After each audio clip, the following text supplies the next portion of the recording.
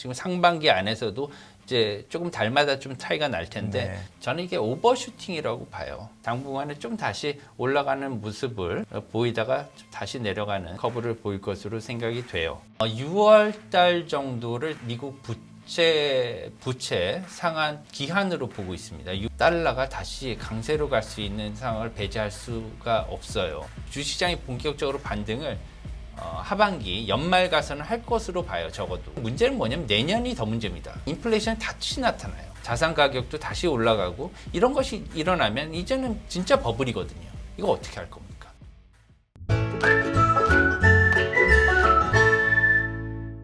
변정규 미주은행 전무님 나와주셨습니다. 안녕하세요. 안녕하세요. 네. 네, 새벽에 파월 의장의 기자회견이 있어서 오늘 또 많은 분들이 전무님께 조언을 구했을 것 같아요. 그래서 오늘 시청자분들과 함께 하나씩 또 짚어보려고 하는데요. 전무님 자료는 저희 게시판에 올라가 있고요. 또 자료 보면서 하나하나 짚어보도록 하겠습니다. 네. 어떻게 보셨나요? 네, 제목을 봐주시면은요. 네. 의도는 매, 결과는 비둘기 이렇게 제가 써놨는데요. 이제 시장과 연준이 시각차가 아직도 좀 많이 큰 것 같고요. 물론 이제 시장 같은 경우에는 결론적으로는 내린다는 거죠. 속된 말로 닭의 목을 비틀어도 새벽은 온다. 그러니까요. 아무리 그렇게 해도 금리는 내린다. 이렇게 생각을 하지만 언젠간 내리겠죠. 하지만 그 과정을 갖다가 어떻게 될지 한번 짚어보는 게 좋을 것 같습니다. 네. 그 PT를 보면서 좀 설명을 해주시죠. 네. 그럼 처음에 첫 장이요. FOMC 결과, 그다음에 기자회견 분석 이렇게 크게 두 가지로 돼 있는데요. 제가 그 한은의 오늘 공식 발표를 이렇게 연합뉴스 기사 헤드라인을 써놨습니다. 한번 한번 보시는 게 좋을 것 같아요. 이렇게 써져 있죠. 네. FOMC 결과는 예상과 부합한다. 0.25%포인트, 25bp 인상은 예상이 됐었다는 거죠. 하지만 어제 그리고 오늘 시장은 좀 환호한 분위기잖아요. 네. 예, 비둘기적으로 이렇게 해석을 했기 때문에 그에 관해서는 한은도 연준이 시장과 인식 차가 좀 커 보인다. 그래서 이렇게 크기 때문에 앞으로 좀 우려도 담긴 그런 발표가 있었어요. 그래서 기대 조정 과정에서 이렇게 금융시장의 변동성이 커질 가능성이 있다. 저도 아침부터 이거 보고 그대로 느꼈거든요. 그래서 네. 조금 이런 데 대해서는 우리 시청자분들도 한번 짚고 넘어가는 게 좋지 않을까 이렇게 생각합니다. 기본적으로 성명서는요 굉장히 비둘기적이었어요. 하지만 제가 느낀 파월의 기자회견은 굉장히 매파적이었습니다. 제가 요거 딱 저도 주신 자료를 미리 좀 보고 왔는데 이 타이틀을 딱 보고 제가 느낀 게 저렇게 대부분의 금융 전문가들이 생각을 많이 하는 것 같아요. 심지어 어떤 곳에서는 이번에 파월이 원래는 저희가 연준하고 맞서 싸우지 말라는 거잖아요. 근데 파월이 시장하고 안 싸우려고 했다라는 식의 인식을 하면서 저 인식차가 크다는 거를 되게 많이 얘기하고 있는데 저의 걱정은 이제 시장의 방향성이라는 게 모든 사람이 저렇게 생각을 하면 뒤통수를 맞는 경우가 너무 많잖아요. 그래서 설명해 주시면서 그런 부분에 대한 것도 좀 감안하셔가지고 설명해 주시면 정말 좋을 것 같아요. 저는 네. 정말 모든 사람이 이렇게 인식차가 크다고 얘기하는 걸 보면서 일말의 불안감을 느껴서 그렇습니다. 네. 제가 그거에 관해서도 많이 써놨었어요. 그래서 네. 재작년에는 그 인플레이션이 일시적이었다. 네. 그런 거에 대해서 저희가 행간의 일자 누누이 얘기를 했었고 네. 작년 초에서는 이제 금리 인상과 긴축은 한 몸이다. 테이퍼링과 네. 이것을 한 몸이다. 그래서 같이 행간을 읽어야 된다. 미리 우리가 준비하자. 그렇게 얘기를 연합에서 저희가 FMX를 통해서 말씀드렸는데요. 이번에는 또 어떻게 네. 대처를 해야 될지 그런 것도 같이 넣었습니다. 네, 네, 네. 예, 감사합니다. 그래서 일단 처음에는요. 파월 의장의 기자회견입니다. 요약입니다. 그래서 다들 보셨겠지만 25bp 0.25%포인트 인상을 했고요. 그래서 현재 2007년 10월 이후 금리 상단이 4.75%로 이렇게 많이 높아져 있는 상태고 5%가 코앞에 왔습니다. 네. 그리고 기자회견에서 가장 많이 쓴 단어는요. 물가 상승, 물론 인플레이션을 제일 많이 썼고요. 역시나. 그다음에 또 특이한 게 이번에는 물가 둔화라는 디스인플레이션을 많이 썼어요. 이것 네. 때문에 사람들이 굉장히 비둘기적으로 생각을 하고 약간은 좀 생각을 그 방향으로 했을 수도 있다. 제가 착각이라고 하지는 않아요. 왜냐하면은 의도했던 바가 물가 둔화가 일어났다는 거를 말한 거는 사실이니까요. 네. 그리고 잡마켓, 고용 시장이라는 것을 굉장히 많이 인용을 했습니다. 그래서 뭐냐면 인플레이션은 지금 많이 둔화됐지만 물가 둔화를 확실하게 얘기하기는 이르다. 왜? 잡마켓이 강하기 때문에. 네. 이 세 가지로 생각을 요약을 하시면 될 것 같아요. 제가 이제 과문해서 그런데 disinflation의 dis는 보통 이제 반대말을 쓰는 디스토피아가 유토피아의 반말이기도 맞습니다. 한데 예. 그래서 저는 저 disinflation을 사람들이 해석을 물가 둔화가 아니라 물가가 좀 길게 보면 뭐 deflation까지로 혹시 해석한 게 시장에서 아닐까라는 생각도 했었는데 영어를 훨씬 저보다 잘하시니까 아니, 어떤 아닙니다. 감인 것 같으세요? 이게 그러니까 이 말을 썼을 때 파월 의장이 어느 정도의 감으로 쓰신 것 같으세요? 제가 그 정확히 무슨 말씀을 하시는지 압니다. 저도 동의를 하고요. 디스인플레이션 물가 둔화보다는 이제는 인플레이션이 아니다라는 그런 그쪽으로. 그 의미가 약간은 들어 있는 거예요. 이 단어 자체는. 그렇지만 그것을 엄밀하게 말하면 그 의도가 들어가야 되는데 정확하게 우리나라 말로 표현하기는 어렵기 때문에 물가가 둔화되는 것이다 이렇게 의역을 하는 것입니다. 약간은 좀 이렇게 디플레성으로도 느껴지는 게 약간 들어있다라고 느끼시는 거죠. 좀. 예. 그러니까 디스라고 하잖아요, 저희가. 그렇죠. 디스라는 네. 반대예요, 원래는. 네, 그렇지만 이제 물가 둔화의 반대는 그렇죠. 물가 상승의 반대는 사실 디플레이션이기 때문에 네. 디플레이션하고 이걸 같이 얘기를 할 수가 있느냐? 그건 아직 그건 아니고. 아니다는 그래서 일부러 저 단어를 골랐다라고 볼 수도 있겠네요. 그럼 디플레이션. 예. 아. 그렇죠. 그래서 그것을 하면서 약간 어느 나라 중앙은행이든지 이렇게 약간 모호한 단어를 사용한 게는 많이 있는데요. 여기서도 약간 그런 의미가 있는 것 같습니다. 회의의 요지를 보면요. 우선 이게 중요한데요. 긴축 정책을 향후에 지속하겠다. 예. 그래서 금리 인상을 앞으로도 수회 두어 번 이렇게 지속을 하겠다는 거고요. 그리고 양적 긴축 QE도 지속하겠다는 겁니다. 이것을 명시적으로 두 개를 다 밝혔고요. 변함이 없습니다. 그리고 경제 상황이 아주 견조하다. 그것을 고용을 예로 들면서 경제 상황은 아직도 매우 견조하고 물가가 아직 목표 타겟인 2%보다 매우 높은 상황이다. 이렇게 정리를 할 수가 있겠습니다. 포인트를 보면 요약해서 이제 포인트를 한 단계 좀 올려가 볼게요. 네. 포인트를 보면은 금리 중단 여부에서는 아직 시기상조다 이렇게 얘기를 했습니다. 그래서 아직 할 일이 많이 남았다. 할 일이 많이 남았다. 그래서 이제 고용이 가장 큰 작대다 이렇게 얘기를 했는데요. 지금 가장 좋은 그 시나리오 같은 경우에는 인플레이션을 낮추고 그리고 잡마켓을 고용을 갖다가 좋은 상태에서 이렇게 유지하는 게 가장 좋은 상황 아닙니까? 그렇지만 네. 고용이 지금 아직 너무 좋기 때문에 너무 좋다 이게 그렇기 때문에 이것을 갖다 좀 낮춰야 된다. 좀 너무 타이트하다 이렇게 얘기를 여러 번을 했습니다. 기자회견에서. 그래서 이런 것들을 자세히 보려면 이번 주 고용 지표가 굉장히 중요한 잣대가 되겠습니다. 그래서 인플레이션 못 잡는 실책은 돌이킬 수 없는 우를 범하는 거다. 둘 중에 더 큰 리스크가 무엇일까? 이것은 기자회견 중에 굉장히 가장 제가 감명 깊게 들은 지금 질문인데요. 이건 뭐냐면 어떤 기자가 물었어요. 그래서 왜 뭐 리스크가 크지 않겠냐? 왜냐하면 계속 올리면 경제 침체가 오고 굉장히 경제 부담을 주지 않겠냐 이렇게 물어봤더니 역정을 거의 내쉬면서 하는 말이 그러면 둘 중에서 뭐가 더 큰 리스크냐? 인플레이션을 못 잡고 내렸을 때 다시 만약에 인플레이션이 올라가면 정말 그건 돌이킬 수가 없지 않느냐. 나는 그거 하고 싶지 않다는 거예요. 그렇기 때문에 이것을 보면은 지금 파월 의장의 그 스탠스는 굉장히 매파적인 거예요. 왜냐하면 자기가 시장하고 소통이 안 됐다고 과거에서 얘기를 하기 때문에 제 개인적인 생각으로는 그렇기 때문에 조금 친화적으로 얘기를 하고 시장에 너무 충격을 주지 않기 위해서 좀 비둘기적으로 얘기한 거지. 꼭 이걸 갖다 해석해서 말하자면 올해 확실하게 이러한 그 데이터가 내려가지 않으면 내릴 생각이 없다는 거예요. 네. 예, 거꾸로 말하면. 그래서 환호까지 할 필요는 없다는 거죠. 그래서 아직까지 증시의 반등은 지금 아직 조금은 시기상조다. 조금 지금 나중에 설명해 드리겠지만 네. 그런 그 반등이 오는 그 시기가 됐었잖아요. 이제 달러도 그렇고 모두 다 그렇지만 아직 본격적인 상승을 이르다는 거죠. 지금 예. 샴페인을 터뜨리기 아직 이르다는 거예요.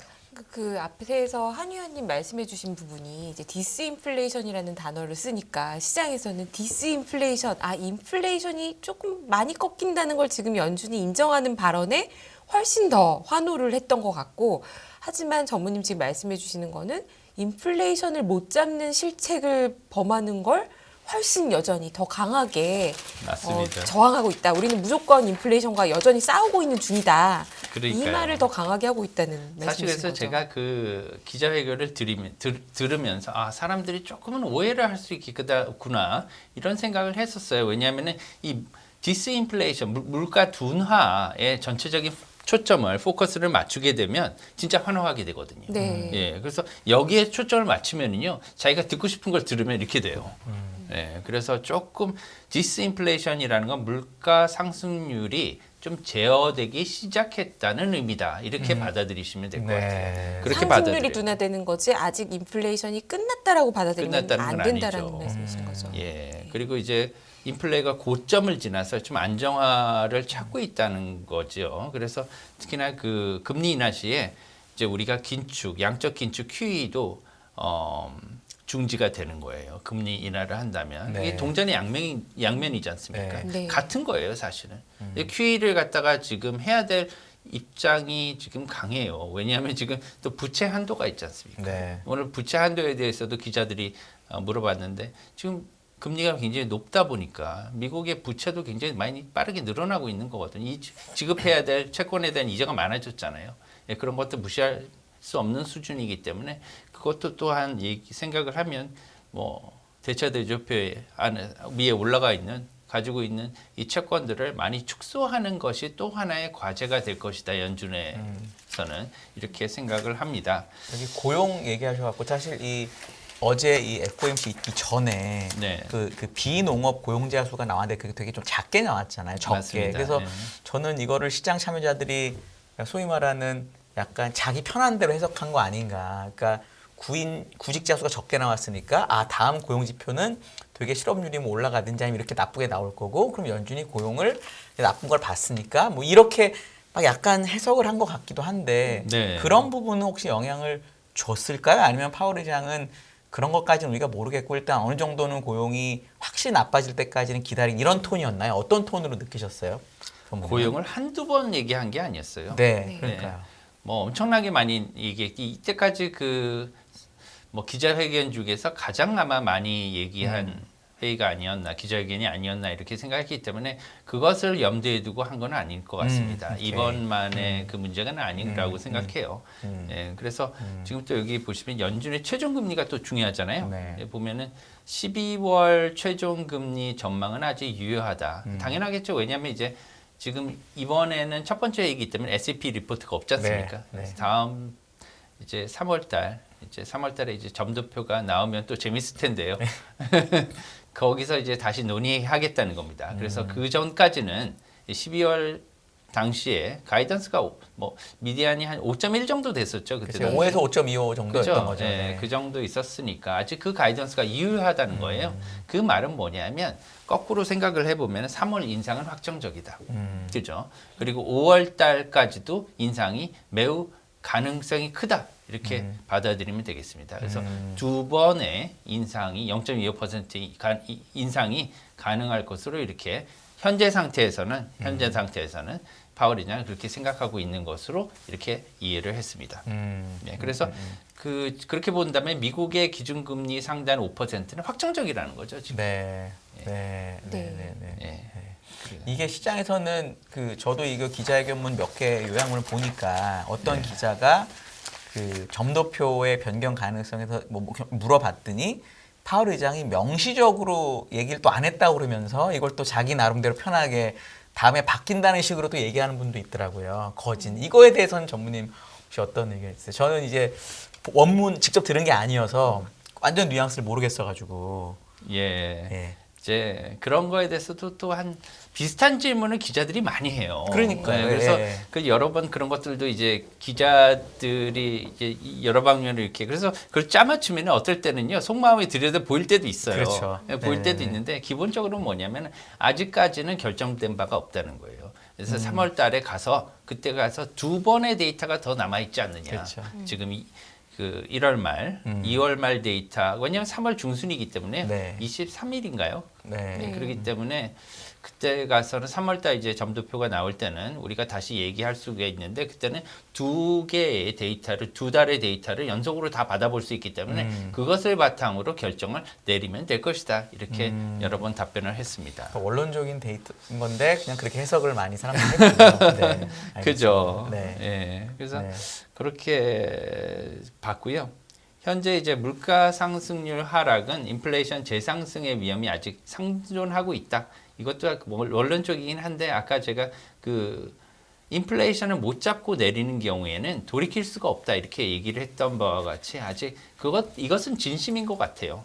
이제 확실하게 데이터가 내려온 것을 보고 금리 인상을 하겠다는 것은 진심인 것 같습니다. 그리고 전체적으로 주택 시장을 제외한 서비스 부문이 아직도 상승률이 높다는 거예요. 예, 제조 부문 외에 서비스 부문이 이제 많이 높다. 그 말은 뭐냐 하면은 임금이 아직도 뭐 조금 높다는 거죠. 상승률이 많이 내려오긴 했지만 그래도 임금 쪽에 불안감이 아직 상존하고 있다. 이렇게 해석이 됩니다. 그리고 이제 한 단계 이제 또 이제 포커스에서요. 시사점으로 넘어 볼게요. 네. 이거는 이제 우리가 생각을 다시 한번 해보는 거죠. 위추에서. 그렇다면은 지금은 시장과 연준이 해석이 조금 달라요. 네. 그렇기 때문에 줄다리기 게임을 하고 있다는 거예요. 그래서 파월은 매파 발언의 충격을 최소화하기 위해서 이렇게 부드럽게 얘기를 했는데, 네. 그죠? 시장은 좀 많이 비둘기로 해석하는 그런 차이점을 시각의 차이점을 보여주고 있다는 거예요. 그리고 또 하나는 뭐냐면 거꾸로 한번 생각해 보시죠. 파월은 네. 좋아했을까요? 시장의 반응을?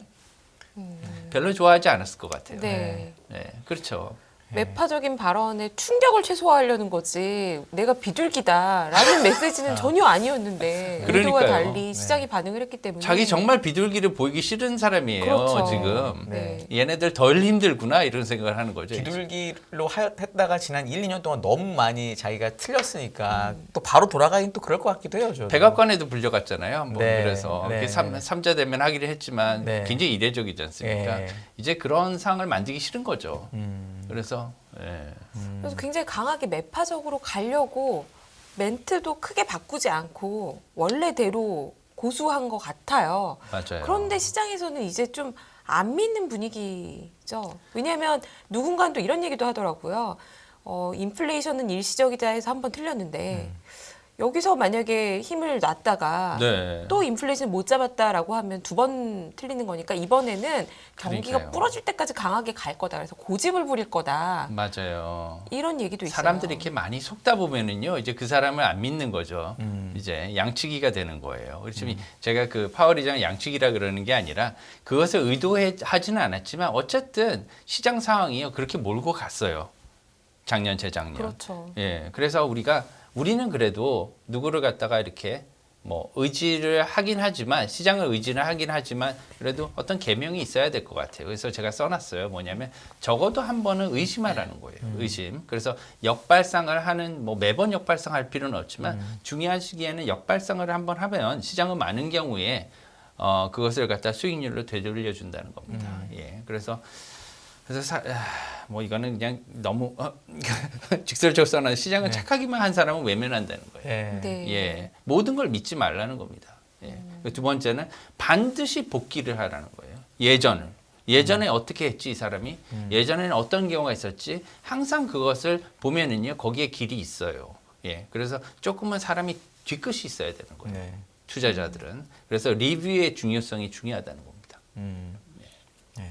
혹시 갑자기 지표가 물가 지표가 예상보다 낮은 지표가 한두 번 나오면 파월이 좀 또 바뀌는 건 아닐까요? 시장은 그런 기대도 좀 하고 있는 게 아닐까요? 좀이 아니고 많이 하고 있죠 지금. 그렇죠. 네. 네. 많이 하고 20bp 있죠. 떨어졌으니까. 지금 저렇게 10년 말해도 만에. 네. 뭐 물가 조금 빠지면 또 뭐 미안하다. 아마 고용이 굉장히 좋게 나오면은요, 또 많이 다를걸요. 네. 굉장히 강경하게 나올 겁니다. 네. 예. 지금 이번에 보면은 와, 자 이렇게 주식시장이 핫한데, 이거 더 비둘기적으로 나가면 큰일 나겠네, 안 되겠네, 시장 폭등할 수도 있겠네 이런 생각하지 않을까요? 네. 저는 거꾸로 그 사람 입장에서 한번 생각해 보고 싶습니다. 네. 예. 왜냐면 이 사람의 지금 맨데이트는 시장의 인플레이션을 잠재우는 거거든요. 소방수예요. 근데 불길이 아직 남아 있어요. 그러면은 더 세게 부어야 되는 거예요. 그래서 꺼져야지 이것을 거둘 수가 있는 건데 이제 그걸 갖다가 물을 갖다가 홍수를 내면 안 되잖아요. 그렇기 때문에 이제 조금 줄여서 이제 분무기를 줄이는 거죠. 이제 네. 예, 호스를. 네. 그렇지만 그래서 뭐냐면 항상 의심하고 의심하고 이걸 갖다가 믿지 말라는 게 아니라요. 그럼 무엇을 의지해야 되냐면 시장을 의지하라는 겁니다. 지금 항상 시장을 보아야 돼요. 네. 시장을.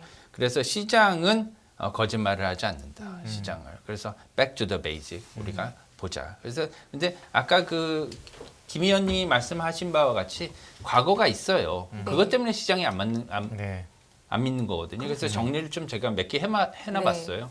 여기 보시면은 2020년이죠. 뭐 최소한 3년간 장기적인 제로금리를 유지하겠다. 이게 기억나시죠? 네. 예. 이제 1년이 또 안 돼서 바꿨어요. 네. 그리고 그 동안에 또 1년도 안 되는 기간 동안에 자이언트 4회, 빅스텝 2회를 밟았어요. 예를 들면 뭐 김열매 위원님이 돈을 갖다가 빌리셨어요. 네. 한 의원님한테. 한 의원님이 나 3년 동안 나 금리 안 바꿀 거야. 낮게 유지할 거거든.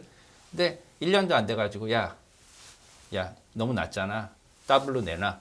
이렇게 하시면 어떻게 물가가 생각해요? 올라서 2배 내나 뭐 3배 내나 그렇게 하면 어떻게 네. 하겠어요? 친한 네. 친구가 사이가 틀어지겠죠. 틀어지겠죠. 네. 그렇죠? 그래서 안 믿는 거예요.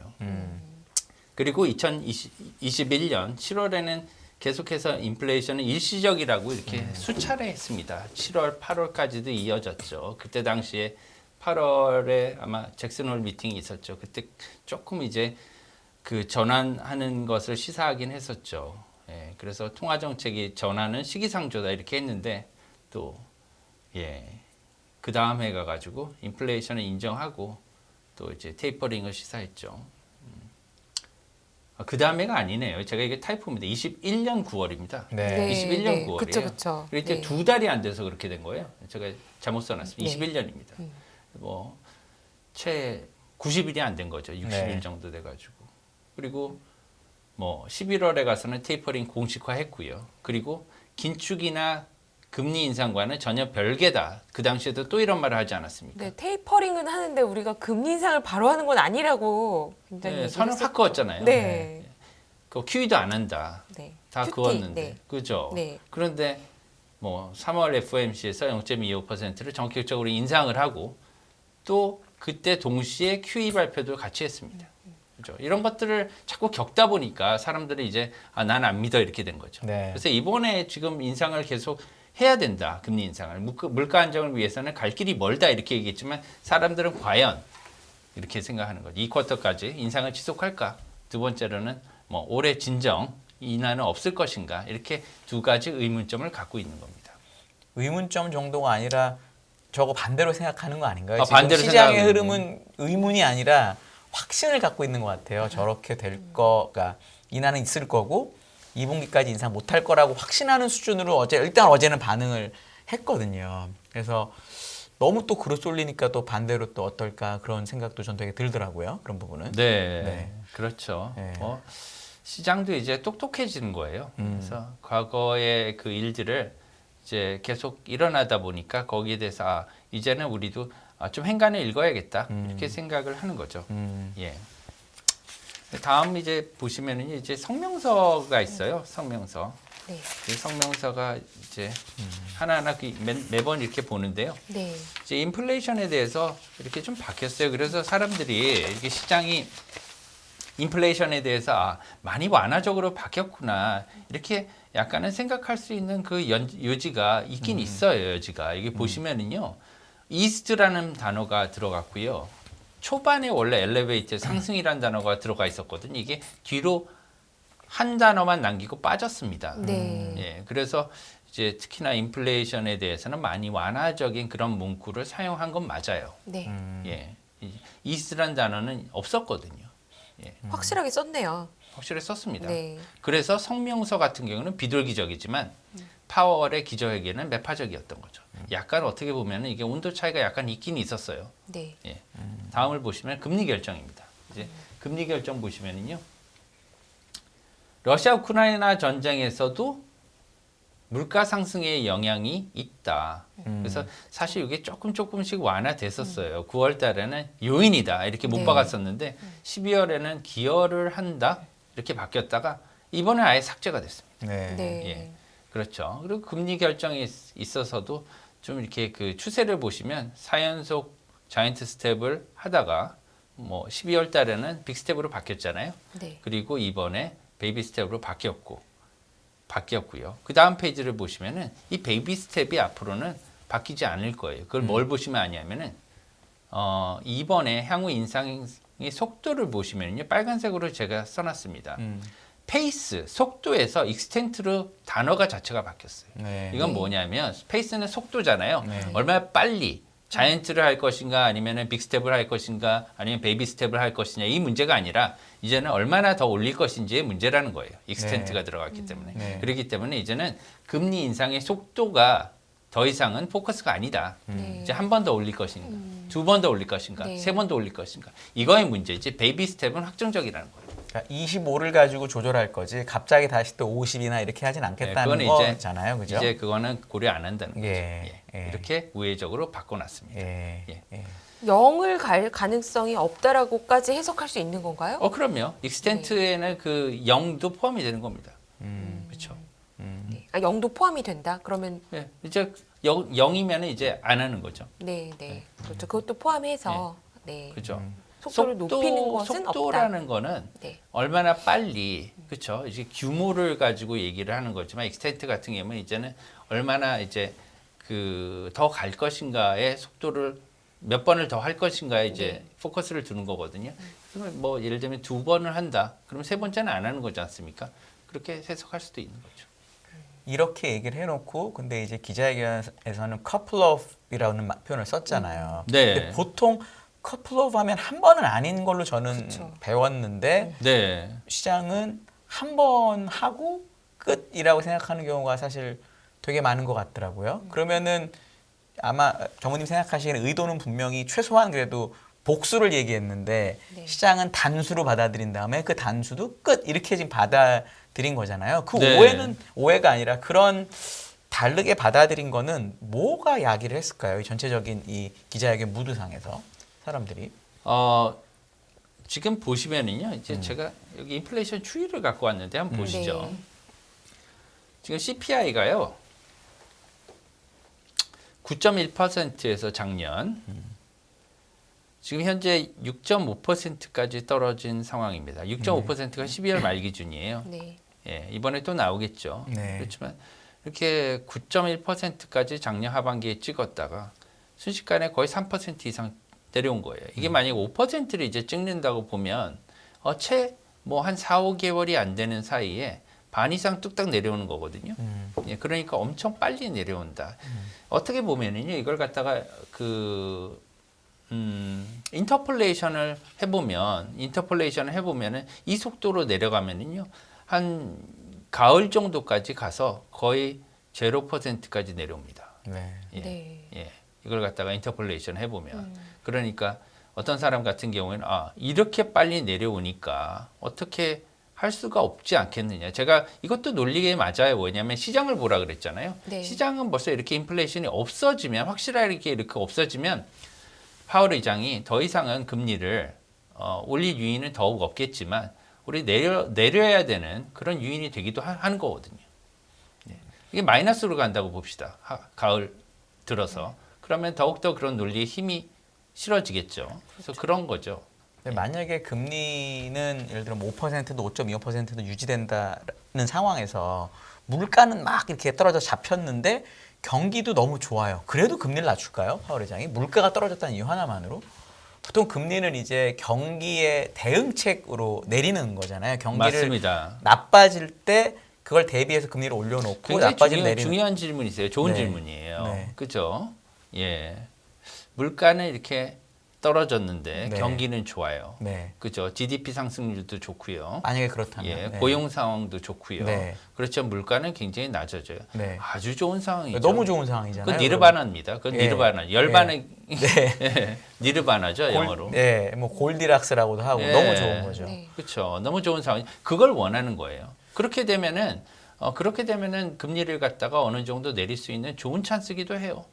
근데 그럼 경기가 과열이 되지 않을까요? 그냥 경기가 좋을 때까지는 금리를 냅두고 네. 경기가 나빠질 때 내려야겠다라는 생각을 혹시나 글쎄, 어떨 것 같아요? 전 너무 그게 모르겠더라고요. 저는 잘. 그렇게 생각합니다. 여러 가지로 경제학자마다 의견이 좀 다를 거예요. 그때 그런 상황에서는. 그렇죠. 예. 그렇지만 미래를 장기적으로 볼 겁니다. 왜냐하면 장기 금리를 볼 때 5%의 장기 금리는 너무 높은 건 사실이잖아요. 네. 예. 그래서 그것들을 장기 금리를 볼 때 이제 경제학자들이 많이 포진해 있기 때문에 연준에서는 우리의 장기 금리 항상 그 점도표에서 장기 금리가 나오잖아요. 네. 그 장기 목표 금리에 따라서 이제 우리가 물가가 잡혔으니까 장기 목표 금리를 향해서 천천히 가자.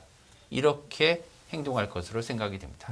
10년물 금리가 이미 낮아졌지만 그것과 상관없이 기준금리 일단 낮춰놓겠다 이렇게 할 가능성이 네. 높다는 거죠. 경제가 안 나빠지더라도. 네.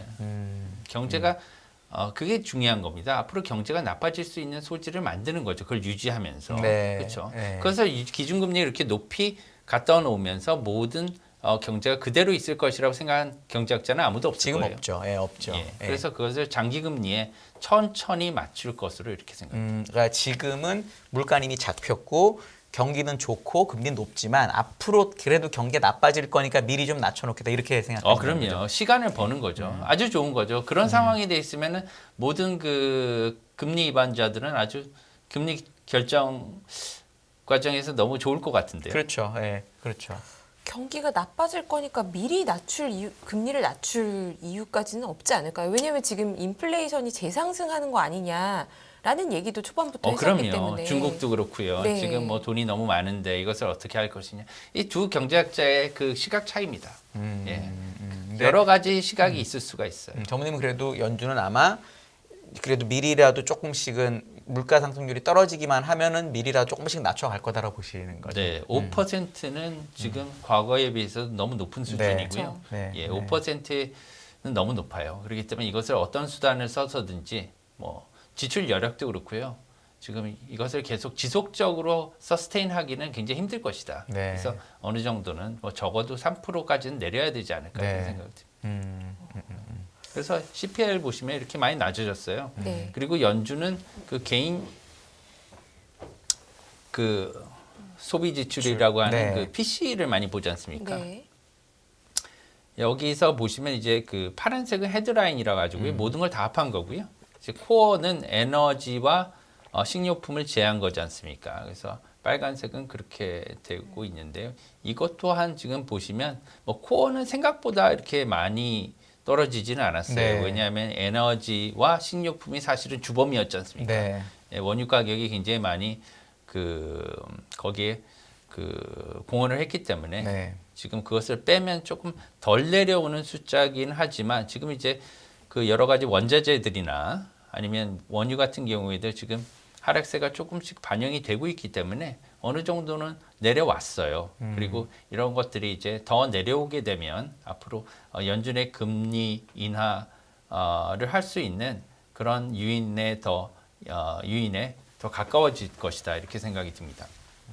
지금 보면 PC 중에 핵심하고 일반의 격차가 점점 이제 줄고 있잖아요. 이번에 네. 나온 거 지난달 거 보니까 진짜로 그 PC 중에서 핵심은 시장 예상을 상회하고 일반은 좀 아래로 봤는데 그냥 그렇게 됐는데 앞으로도 만약에 저 핵심 PC는 덜 내려오는데 일반이 많이 빠르게 내려오면 시장은 이걸 어떻게 해석할 것 같으세요? 전문님 이제 보시기에는. 뭐 예를 들면은 그 식료품과 에너지 원자재 그죠? 네. 예, 이것들과 다른 것들 네. 이 관계 어떤 것들이 더 빨리 물가가 진정이 되느냐 그 속도의 문제잖아요. 네. 예. 글쎄요.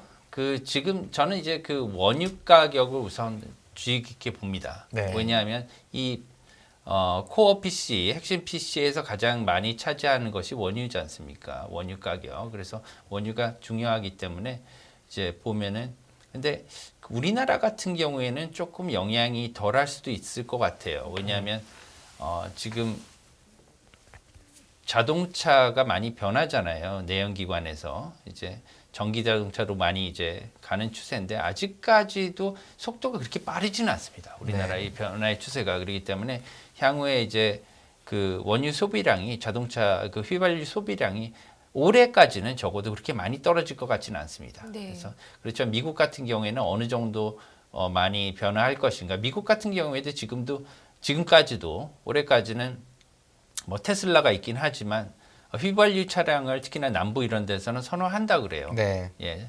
텍사스나 이런 데는 또 원유 산지기 때문에 그런 측면이 있어서 올해까지는 어느 정도 유지가 된다고 보면 이게 빠른 추세가 빨리 이렇게 격차가 이제 좁혀질 것 같고요. 심지어는 하반기에 들어서는 이게 역전이 될 수도 있다는 그런 생각도 듭니다. 네, 네. 그러면 시장에서는 역전되면은 CPI가 빠졌으니까 금리 내릴 거다 아니면 코어는 그래도 안 빠졌으니까 안 내리겠지. 이 둘 중에 어느 쪽으로 해석을 해서 좀 대응을 할까? 연준은 물론 코어를 본다고 주장을 하니까 원칙적으로는 이제 코어를 봐야 되는데 지금까지 또 일반 물가 갖고도 막 얘기를 했었잖아요. 두 개를 다 볼 것 같아요. 두 개를 다. 네, 두 개를 다 볼 본다. 거예요. 네. 두 개를 다 보고요. 어차피 두 개를 다 보고 이제 앞으로는 두 개가 다 어느 정도 비슷한 추세로 이렇게 내려갈 것으로 보입니다. 수렴을 해서 그렇기 때문에 큰 두 개 차이에 큰 의미는 없을 거라고 생각하지만 그래도 두 개를 다 볼 것이다 이렇게 생각을 합니다. 네, 네, 네, 네. 이게 약간 격차는 이게 넓혀졌다 좁혀졌다 해도 사실 헤드라인하고 코어하고 방향은 추세적으로 좀 비슷하게는 움직이잖아요. 그런데 이제 원래 불과 몇 달 전까지만 해도 걱정했던 거는 근데 전체적으로 이렇게 빨리 안 내려갈 것 같다라는 분위기였는데 최근의 분위기는 아까 전문의 말씀하신 것처럼 이 속도로 가면은 가을 되면 뭐 목표 가는 거 아니야? 뭐 이런 분위기로 좀 바뀌고 있어요. 그럼 근데 이런 시각도 있고 또 아직 조금 보수적으로 보시는 분들은 2분기만 돼도 기저 효과가 소멸된다. 그러니까 이제는 상승률이 좀 기어갈 구간이 온다. 이게 이렇게 뚝 떨어지는 게 그럴 수도 아니라 저 있죠. 그림이 기어갈 거다. 그러면 연준이 긴축적으로 당분간 더 가지 않겠냐. 어떻게 보시나요? 그렇죠. 그런 가능성도 있습니다. 아까 제가 그 가을에 거의 0%까지 내려갈 수도 있다 얘기한 거는 뭐냐면은 자를 대고 그렇죠. 평균을 네, 이렇게 쭉 그럼요. 그은 거예요. 지금 추세 그대로 그리면. 네. 예, 그게 인터폴레이션입니다. 네. 그렇지만 그거는 의미 없이 그냥 지금 추세선은 그냥 쭉 자를 대고 그은 거죠. 그렇지만 내려갈 때는 왜 내려가는지, 얼마나 내려가는지, 그리고 그 품목마다 그 탄력성도 봐야 되는 거고요. 이런 것들을 다 고려한다면 충분히 아까 김 의원 말씀하시듯이 이렇게 하락세가 둔화가 될 수 있는 소지가 있어요. 그리고 이번에 물가 상승률은요, 정말 그 물가 상승률이라 하기에는 좀 너무 약해요. 거의 가계혁명적인 이제 물가죠. 그렇기 때문에 지금까지 오른 것만 해도 너무 많이 올랐잖아요. 지금까지 그럼요. 오른 것들이 어디 간 게 아니지 않습니까? 네. 지금 그대로 있어요. 그죠? 네. 거기에 이제 더 올라가는 네. 추세죠. 작년에 비해서. 그렇기 때문에 조금씩만 더 올라간다고 해도 이게 어차피 작년에 비해서 이때까지 올라간 거에 더 덧붙여서 올라가는 거기 때문에 복리 효과예요. 네. 네, 복리 효과예요. 그렇기 때문에 굉장히 높고요. 이것들이 만약에 3%, 4%대에 그대로 있다고 하면 연준에서는 굉장히 고민이 많을 겁니다. 네. 그럼 이렇게 연준도 고민이 많고 시장은 다르게 생각하고 환호한 지금 상황에서 올해 금융시장은 어떻게 전망하고 계신가요? 다음에 이거 혹시 보셨나요? 네. 전망을 준비해 주셔가지고 제가 이 하이라이트를 잘 듣고 싶어서요. 이거요? 그러네. 네. 하이라이트 들을 시간 됐습니다. 진짜. 네. 이게 사실 제가 이게 제가 지식이 애널리스트나 그 이코노미스트만큼 이렇게 거시경제에 그 지식이 많지가 않기 때문에 갑자기 겸손한 말씀을 저희에게 하시는데요. 저는 이렇게 짧게 좀 봅니다. 왜냐하면 네. 돈 벌기 위해서 이렇게 행동을 하기 때문에 짧게 그렇기 때문에 연초 그다음에 상반기, 중반기, 하반기로 이렇게 주로 나눠서 생각을 많이 합니다. 그래서 영업 쪽이나 아니면 운영 쪽에서는 이렇게 생각을 하기 때문에 그런 식으로 나눠봤어요. 네. 그리고 제가 이 표를 갖다가 그 지금 만든 게 아니고요. 사실은 그 다른 방송에서도 몇 번 쓰긴 썼는데 이제 뭐 차이는 없습니다. 작년 말부터 그대로 갖고 온 건데 이제 우선 금리를 봅니다. 금리를 보면 이렇게 어떻게 봐야 되냐면 지금 연초 그 상반기, 중반기, 하반기고요. 지금 이거는 이제 채권 금리잖아요. 네. 금리. 그리고 다음 거는 이제 마찬가지로 상반기, 중반기, 하반기로 나눠져 있는데 이거는 환율입니다. 네. 그리고 이것 마지막은 주식이거든요. 그래서 금리, 환율, 주식에 따라서 세 기간으로 나눠서 보는 거죠. 그래서 네. 일단은 상반기부터 볼게요. 상반기 보시면은 채권 금리는 좀 낮아질 것으로 이렇게 보이는 거예요. 지금 좀 떨어지고 있잖아요. 네. 근데 많이 지금 떨어졌죠. 많이 떨어졌죠. 네. 지금 특히나 장기 금리 같은 경우에도 많이 떨어졌고요. 그래서 이런 것들은 이제 그 한 두 가지 정도로 해석할 수가 있을 것 같아요. 왜냐하면 예상한 거는 뭐냐면 특히나 지금 경기에 대한 그 침체 가능성 때문에 좀 내려가는 것도 있고 특히나 연준이나 한국은행이 기준금리 인상이 거의 이제 정점에 달하기 때문에 더 이상 올라가지 않는다고 가정했기 때문에 두 가지 이유에서 이렇게 채권 금리가 낮아질 것으로 본 거거든요. 예. 그리고 이제 미국의 그 CPI 소비자 물가 상승률이 이렇게 하락함에 따라서 이제 미국의 그 추가 인상도 좀 힘들 것이다 이렇게 가정을 하기도 한 거죠.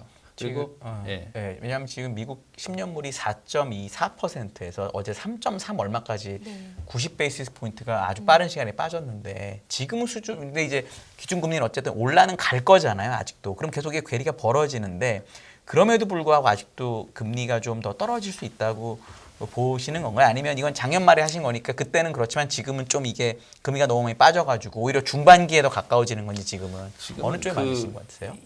오늘 그 발표가 있었잖아요. 발표가 난 다음에 더 떨어졌어요. 더 떨어졌습니다. 오늘 예, 새벽에. 더 떨어지고 난 다음에 조금 올라왔거든요. 네. 다시 지금 네. 현재 좀 올라왔을 거예요. 뭐냐면 네. 이게 저는 이게 오버슈팅이라고 봐요. 지금 단기간 안에서 지금 상반기 안에서도 이제 조금 달마다 좀 차이가 날 텐데 네. 현재로서는 지금 너무 강해진 상태. 너무 많이 떨어졌다. 예. 10년물 금리가 예. 3.3이면 여기서 막 3.0 이렇게 갈 거는 아니다. 예, 그래서 당분간 조금 다시 어느 정도의 히컵은 있을 것이다. 그래서 그 오버슈팅이 좀 있었기 때문에 주식도 조금 오버슈팅이 있었다고 생각해요. 네. 오늘. 그래서 네. 그것도 오버슈팅이고 그래서 항상 우리가 작년에도 그렇고 많이 저희가 그 교훈을 받았잖아요. 이런 것들에 대해서 그 오버슈팅이 여러 번 있었어요. 네. 그것을 갖다가 너무 자의적으로 강하게 해석하게 되면 오버슈팅으로 이렇게 시장에서 나타나기 때문에 오늘 같은 경우에도 좀 오버슈팅이 됐었다 이렇게 봅니다. 그래서 어느 정도 조금 다시 올라오는 그런 반등세를 보이다가 다시 조금 내려갈 것이다 이렇게 예상을 하는 거죠. 네, 그래서 지금 네. 꾸준히 뭐 시장도 내려가기도 하지만 그 사이에서 올라갔다 내려갔다 하는 거거든요. 네, 그렇기 때문에 네. 당분간은 좀 다시 올라가는 모습을 보이다가 좀 다시 내려가는 그런 커브를 보일 것으로 생각이 돼요. 그리고 이렇게 채권 금리가 상반기에 하락할 것으로 본 또 하나의 이유는 뭐냐면 유로존과 일본은행 엔화죠. 네. 유로와 엔화가 상대적으로 좀 더 강세를 보일 것이라는 것입니다. 왜냐하면 그 미국 연준보다 빠른 속도예요. 네. 왜냐하면 유로존 같은 경우에는 작년 6월 달까지는 제로 금리였단 말씀입니다. 네. 7월부터 시작해가지고 뭐 두 번의 자이언트, 두 번의 빅스텝을 지구로 해가지고 2.5%까지 왔는데요.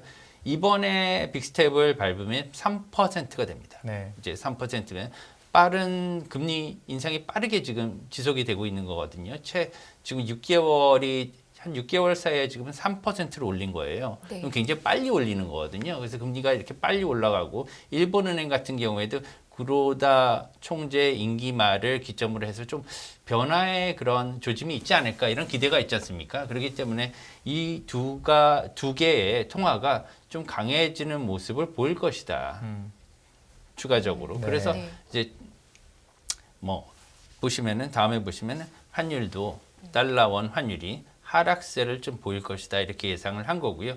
그래서 1쿼터 1, 4분기 내에서는 달러 약세가 지속이 될 것이다. 그래서 유로화, 엔화 대비해서 달러가 좀 약세를 보일 것이다. 유로와 엔화가 강세를 보일 것이다. 거꾸로 말하면 이렇게 생각을 한 거고요.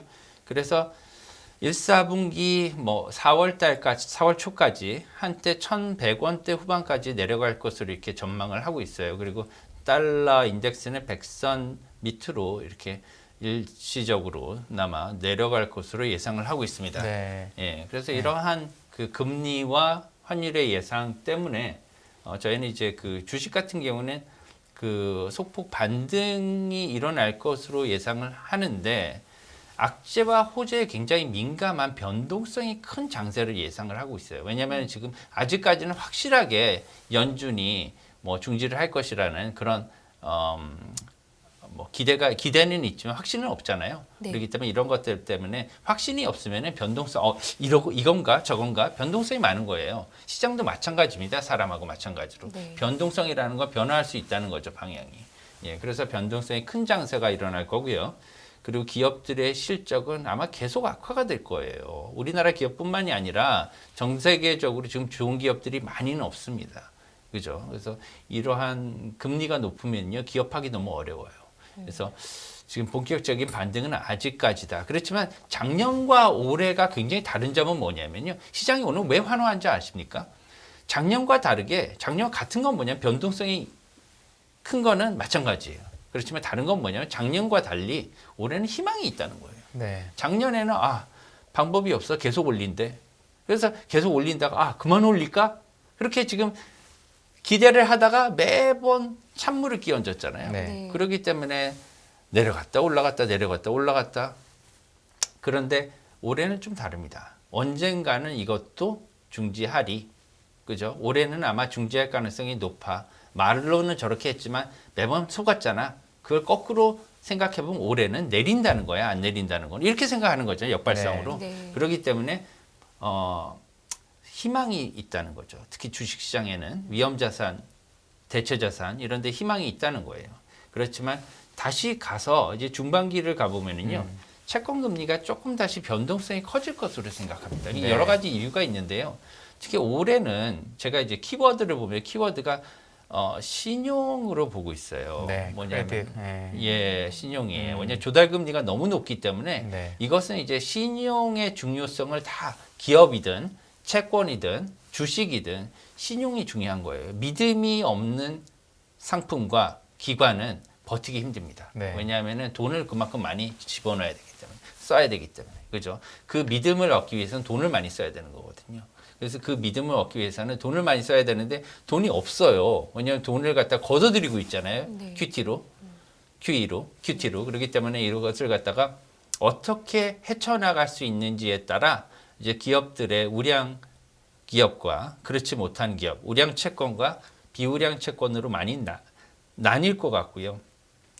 그리고 이제 그 특히나 한국 그 KTB, 한국 국채와 미국 국채의 금리의 변동성이 이렇게 차별화될 거예요. 그건 뭐냐면은 한국 그 KTB 금리의 하락폭이 조금 더 클 것으로 이렇게 생각을 네. 합니다. 예. 왜냐하면은 한국은행이 이건 뭐냐면 한국은행의 금리 인하가 금리 인상도 더 빨랐잖아요. 연준보다. 네. 그렇지만 금리 인하도 연준보다 선제적으로 할 거다. 왜냐하면 이거에 대해서 많이 되었기 때문에 지금까지. 그렇기 때문에 더 선제적으로 내릴 것이다. 그리고 한미 금리차 확대 부담은 되지만 어느 정도 이것을 부담을 떠안고 갈 것으로 생각을 해요. 네. 예. 네.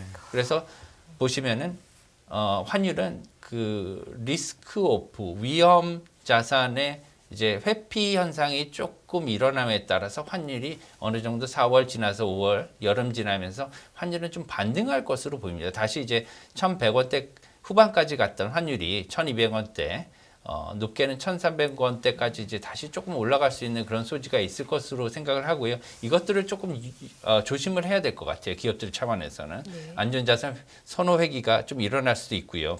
이때 가서는 또 뭐냐면 6월 달 정도를 지금 미국 부채 상한 기한으로 보고 있습니다. 6월 달이나 아니면 많이 늦으면 가을까지 가겠지만 한 여름이 피크일 것 같아요. 네. 그 논의가. 그렇기 때문에 이때 가서는 만약에 여러 가지 공화당과 여러 가지 그 부딪힘이 생긴다면 달러가 다시 강세로 갈 수 있는 상황을 배제할 수가 없어요. 예전에도 그랬지 않습니까? 네. 예. 그렇기 때문에 그때 당시에도 그 달러가 한 100원 이상 올랐었어요. 그때 네. 당시에. 그래서 그런 상황이 일어난다는 건 아니지만 일어날 수 있는 가능성이 있으니까 대비를 하자는 겁니다. 그래서 모든 가능성에 대해서 저희가 생각을 하고 있어야 되죠. 예. 그렇기 때문에 주식은 좀 정체기가 올 수 있다. 그래서 신용 프리미엄이 굉장히 확대가 된다. 그래서 우량 자산인 경우에는 가격의 폭이 그렇게 하락폭이 크지 않을 거고 그다음에 오르는 것도 그대로 오르겠지만 그렇지 못한 비우량 자산 같은 경우에는 하락폭이 클 수도 있고 상승폭이 제어될 수도 있다는 겁니다. 그리고 한계 기업이 출현할 수도 있어요. 지금까지는 망한 기업이 없잖아요. 네. 예, 베일아웃을 잘 해줬잖아요. 이런 것들이 나타날 수 있는 게 사실은 굉장히 큰 거예요. 네. 리만 시기와 그다음에 현재 코로나 이후의 가장 큰 차이점은 그때는 모기지를 다 해결하고 금리를 조정을 했습니다. 네. 통화 정책을 갖다가 변경을 했어요. 근데 지금은 그걸 해결하지 못한 상태거든요. 네. 같이 가는 거예요.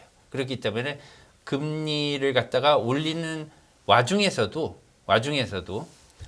회사들을 갖다가 직접적으로 지원을 못 해주는 그런 상황이 있기 때문에 한계 기업이 같이 나타나면서 아픔을 겪어가면서 해결하는 그런 모습이 있을 수가 있겠습니다. 마지막으로 이제 그 하반기를 이제 가보면은요, 이제 이때 가서는 이제 장단기 금리 역전이 해소가 될 것으로 보입니다. 지금까지도 이제 장기 금리보다 단기 금리가 높은 좀 이례적인 상황이 나타나고 있잖아요. 이런 것들이 계속 가지는 않을 거예요.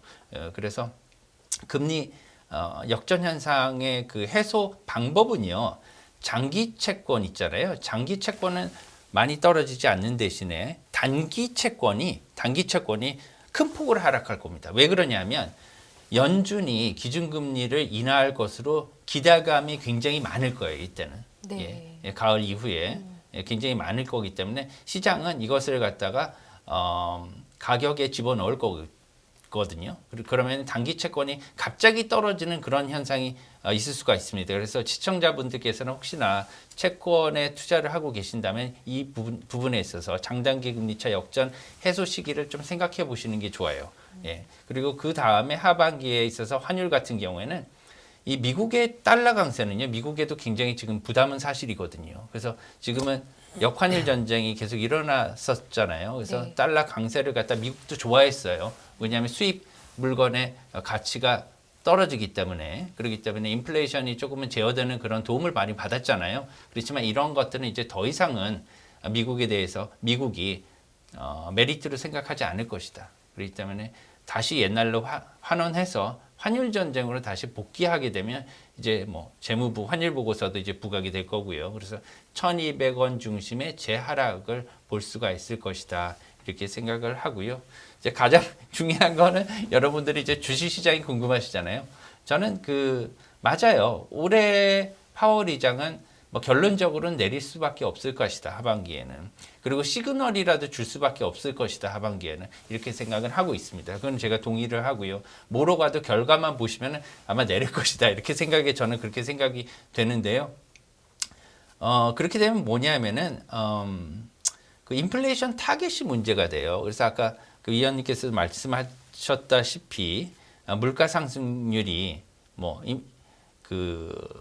그렇게 빨리 안 내려가고 3%나 4%에 그냥 남아 있으면 어떻게 하는 것이냐. 이렇게 되면은 타겟을 조정할 수밖에 없는 거예요. 네. 그죠? 그래서 타겟을 조정할 수 있는 여지도 남아 있다는 거예요. 그때 가서 만약에 0% 가까이 이렇게 2% 가까이 타겟 금리 가까이 내려오면은 좋지만 그렇지 않다고 하더라도 지금까지는 목표 인플레이션율을 물가 상승률을 조정할 그 의도가 전혀 없다. 여러 번 얘기했지만 저는 그것을 갖다 뒤집을 수 있다고 생각을 합니다. 만약에 그렇게 2%까지 내려오지 않으면 타깃 금리를 조정해서라도 아마 경기를 부양하지 않을까.